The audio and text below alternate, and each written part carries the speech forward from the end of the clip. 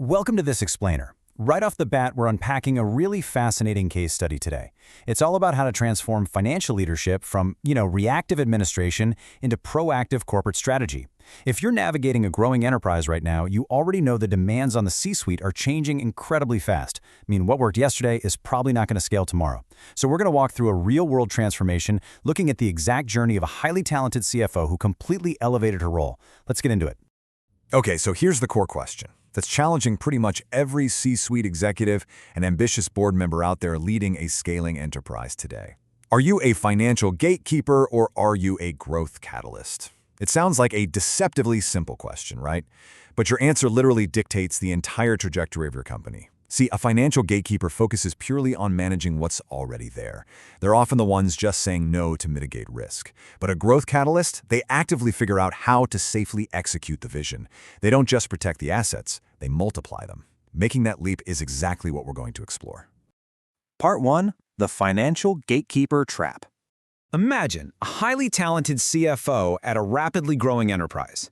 Like a lot of driven executives, she hit this critical inflection point where she was facing a pretty brutal dichotomy. On one hand, daily liquidity management and traditional reporting are absolutely essential, right? But they were entirely consuming her schedule. These everyday mechanics were literally choking out her ability to focus on high-level corporate strategy and growth. She was essentially trapped in the day-to-day operations. It left her with absolutely zero room to architect the future of the enterprise. To break out of this trap, she took some really decisive action. She engaged specialized executive oversight. Now, based on the case study, we're not just talking about your run-of-the-mill consulting here. This is a rigorous diagnostic of a leader's operational strengths and, maybe more importantly, their strategic blind spots. It requires taking an objective, hard look at where an executive excels and exactly where their perspective might be getting boxed in by their current routine. Part 2. Engaging executive oversight. So how does this actually work? Well, there are specific, methodical steps that pinpoint critical areas for optimization. The whole process kicks off with a rigorous diagnostic, basically laying all the cards on the table. That's followed by targeted mentorship, which provides direct, actionable guidance that's actually tailored to a unique situation. And finally, structured framework evaluations ensure these new methodologies are truly taking root and driving real behavioral change. This oversight didn't just point out flaws, it actively rebuilt her leadership approach from the ground up. The crucial takeaway here is that this engagement wasn't just about, tweaking a few spreadsheets or upgrading reporting software. No way. It was a profound identity shift for her within the C-suite. Through this process, she completely transformed from a traditional financial gatekeeper into a proactive, forward-looking commercial partner. Instead of just reporting the news to the board, she was now empowered to actively guide them through the incredibly complex phases of scaling the enterprise, a total game changer. Part 3. Unlocking Latent Capital. This newly instilled financial discipline fundamentally fortified the company's balance sheet. By refining forecasting models and optimizing the corporate capital structure, she managed to unlock latent capital. To put that into perspective, working capital cycles that used to be super inefficient suddenly freed up cash that had just been trapped inside the business.